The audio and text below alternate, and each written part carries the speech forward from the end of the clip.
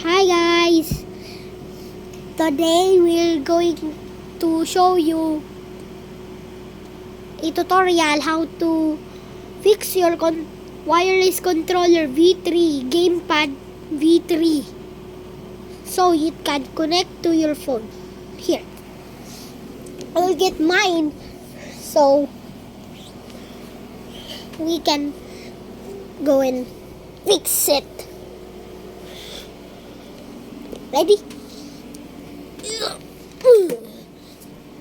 Here's my controller. I will put you there.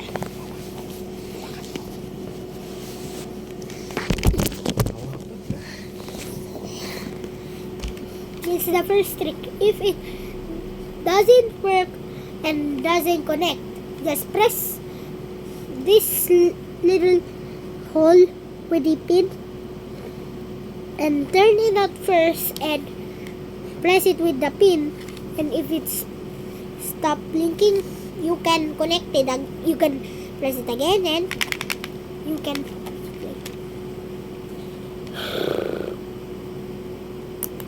and if you don't have a charger you can buy it at TikTok shop.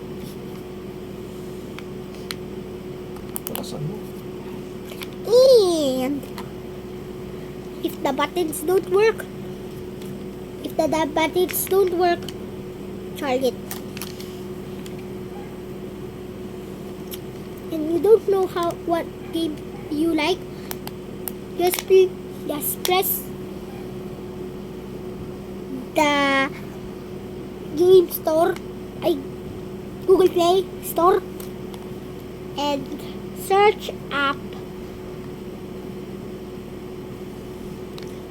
Mortal Kombat. Mortal Kombat is the one mobile. And you can play with this controller. Like this. Like that. So if you need any problems, you can watch Geraldine James vlog. Bye! Just a short